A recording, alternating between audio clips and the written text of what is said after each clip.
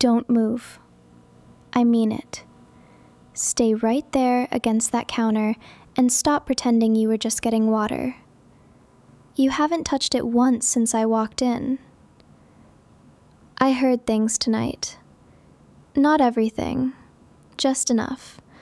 Enough to clock the exact moment your friends asked that question and you went completely, tellingly, beautifully quiet. The kind of quiet that only one specific thing produces. I've heard a lot of different silences from you this year. That one was new. You should know something about me. I don't let interesting things go. It's genuinely one of my worst traits. Ask anyone. And tonight, you became very interesting, very fast. So you can stop angling yourself toward the hallway. You're not going anywhere. Not until you confirm what I already know. Because you standing there all crossed up and pink-eared, staring at a glass of water like it owes you something, that is already an answer. I'm just waiting for you to say it out loud. Look at me. I'm not gonna laugh. I'm not gonna tell anyone. I'm gonna stand here, right here, a little too close for comfort, and ask you one simple question. Were they teasing you because you've never actually been with anyone? Yeah, I thought so. And here's the thing you clearly don't know yet. That does something to me. Something I wasn't expecting. And now I'm trying to decide what exactly I want to do with that information. You were about to apologize and walk away. I could see it forming on your face. Don't. I need you to stay right there and actually look at me instead of calculating your exit. Because here's what's going to happen if you walk out of this kitchen right now. I'm going to follow you. Down the hall, past your door, back out here in 10 minutes when you think it's safe. I will absolutely do that. I'm very comfortable with persistence. So sit. There's a bar stool right behind you. Use it. Good. That's much better. Now you look like someone who's staying for a conversation instead of someone staging a very polite escape. You know what I keep coming back to? Not the thing itself, not the fact of it. I keep coming back to the way you handled getting caught. Most guys get defensive. They bluster. They make it into a whole thing. You just went still, like you'd been bracing for it for months, and the worst finally happened, and somehow that was almost a relief. That's interesting to me. The stillness. It means you've thought about this. Not being inexperienced specifically, but what it means, what someone will do with it. You've run that tape before, what the wrong person does when they find out. I'm not the wrong person. I need you to hear that before this conversation goes anywhere else. I am absolutely not the wrong person. Not if you believe me. You nodded. I'm counting that. Now, I want to do something, and I want you to let me. I'm going to stand closer to you, much closer, and you are going to keep your hands right where they are and just breathe normally. I know that sounds deceptively simple. I also know that for you, specifically, in this specific moment, it is not simple at all. Which is kind of exactly the point. There. Don't move. I want you to notice something. You are not panicking. I know it feels like panicking, but look, Your hands are still on your knees. You are still looking at me. Your jaw is tight, but you are not running. That's actually impressive for someone who was planning a kitchen escape 2 minutes ago. I'm genuinely a little proud of you. Can I tell you what I think is happening right now? I think you assumed the person who found out would make it into something cruel or something clumsy. And instead, I'm standing here completely calm, way too close, and genuinely more interested in you than I was this morning. That doesn't fit the script you had ready, does it? I didn't think so. You can breathe now. I'm not going anywhere, and neither are you. And that, surprisingly, is going to be a very good thing for both of us. Let me ask you something, and I want you to answer without thinking about how it sounds.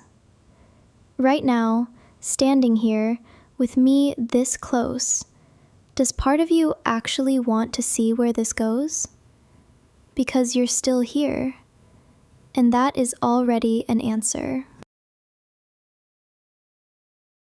I've been standing here trying to figure out what it is about you right now. I thought it was the novelty of it at first. I thought I was just entertained. But that's not it. Because I've met plenty of inexperienced people, and none of them made me feel whatever this is. It's not the thing itself. It's you, specifically. It's how carefully you carry it. Most people your age are performing something. They are constantly on, constantly building the version of themselves they think the room needs. You do this thing where you actually go quiet before you decide how to respond. You think, in real time, actually think. Do you understand how rare that is? I have lived with you for almost a year, and I only just caught it. Because you don't perform it. You don't need anyone's approval for it. You just do it. That's the thing getting under my skin. Not innocence. Restraint. There's a difference, and it matters. Innocence is just the absence of experience. That's nothing. That's timing. Restraint means you had options, and you chose not to waste them on the wrong person.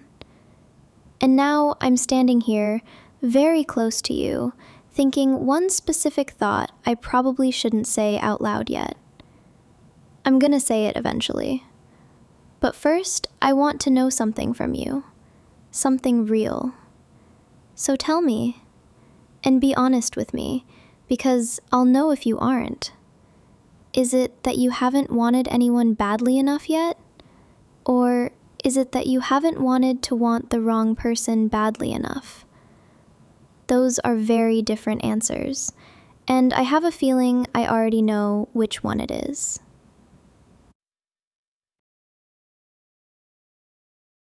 You have a question sitting in your chest right now. I can see it. You keep almost starting it, and then swallowing it back down.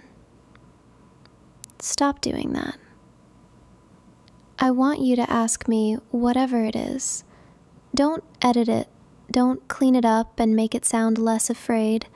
Just say the version that actually lives in your chest. I can handle it. Yeah, that's what I thought you were gonna say. It's not the act itself that stopped you. It's the witness. The being seen inside the trying part.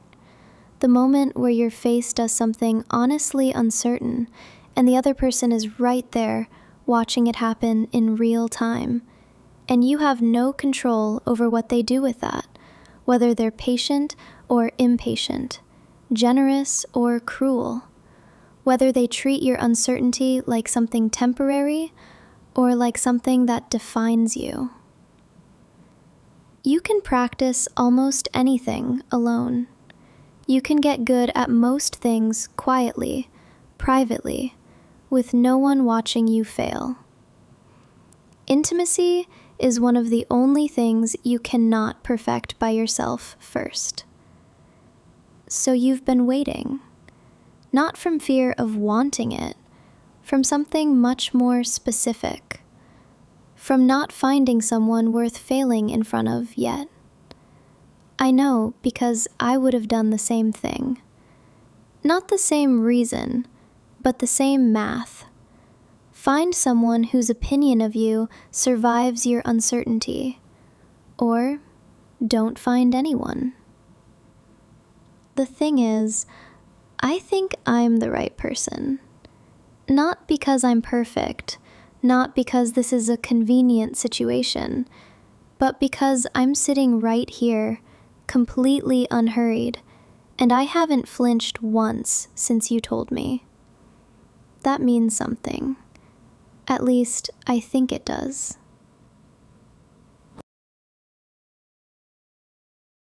Can I tell you something I've never said to anyone? Because I figured something out just now, and I need you to sit with it before I explain. You do not have a problem with desire. I want you to hear that clearly. You are not afraid of wanting. You are not broken. You are not behind. You have a very specific problem, and your problem is witnesses. Every other thing you've ever learned, you got to learn privately. You failed at it in your room, in your head, with no one watching. And by the time anyone saw you do it, you were already past the worst of the learning curve. You were already the version that could handle being observed. Intimacy doesn't allow for that. Intimacy says you don't get to practice first. You walk in uncertain, and someone is right there watching you be uncertain in real time, close enough to feel your heartbeat change. And the thing you've been doing, waiting, choosing carefully, saying no to the casual and the careless, that is not fear. That is the most quietly confident thing I have ever heard of someone doing. Most people panic and settle. You held out. And now you're sitting here in our kitchen at midnight, completely cornered by your roommate, and I am telling you directly, the person who deserves to witness you learning could be me. So here's what I'm asking. Not for everything, not right now, just for this.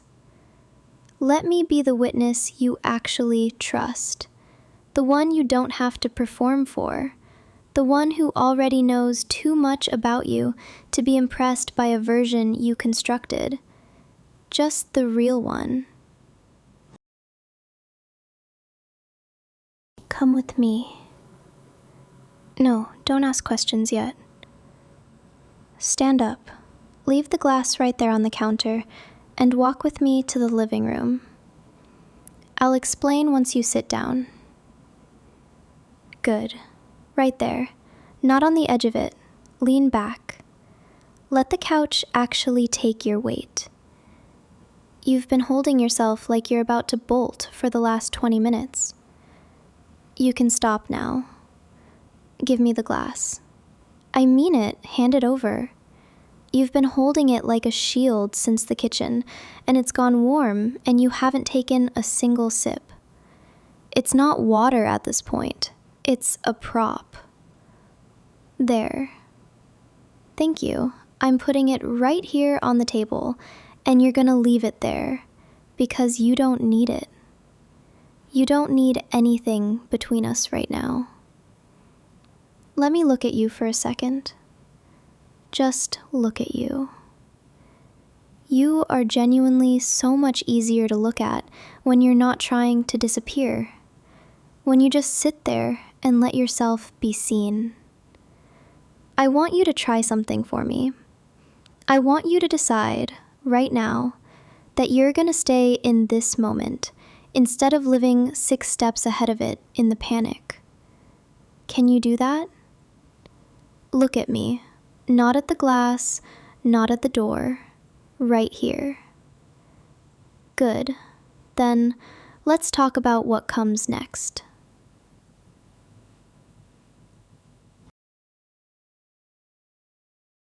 You said it yourself. What you've been waiting for is someone whose opinion of you survives the learning. Someone patient enough to not rush past the part where you don't know yet.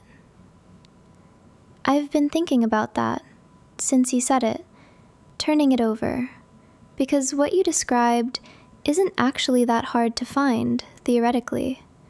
What's hard is finding it in someone you're already comfortable with, someone you've seen unglamorous, someone who isn't performing anything for you, someone who already knows your worst roommate habits and hasn't left. I'm not saying me. I mean, I'm not saying me. I'm saying picture someone like that. Picture someone who's been watching you think for almost a year, who knows you go quiet before you answer, who already knows about the glass of water thing and finds it genuinely disarming rather than annoying.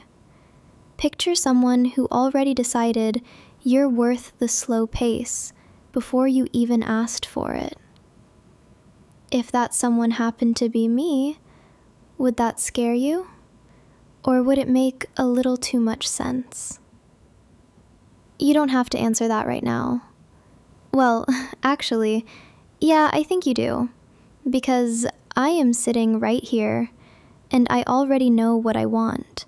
And I want to know if what I want and what you want are going to turn out to be exactly the same thing.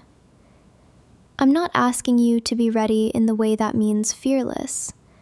I'm asking you to be ready in the way that means honest.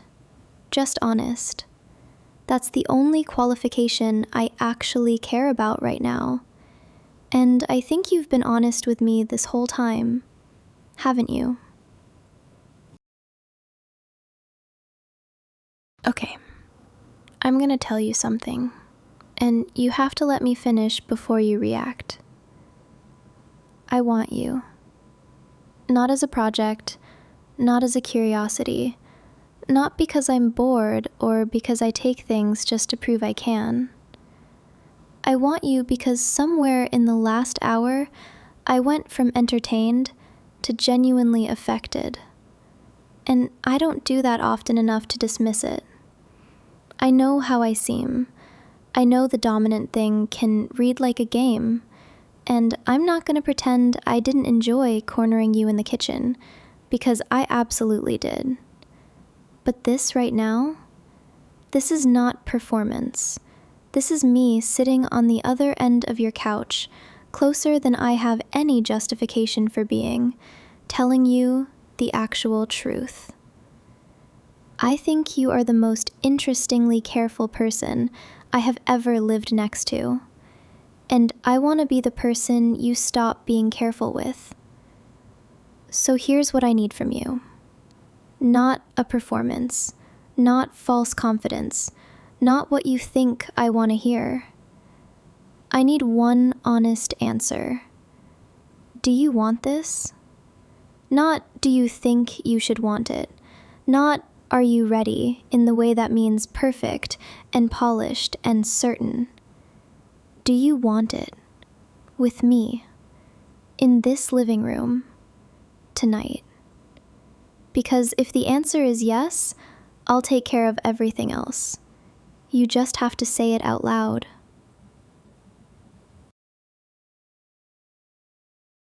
Good. I heard that.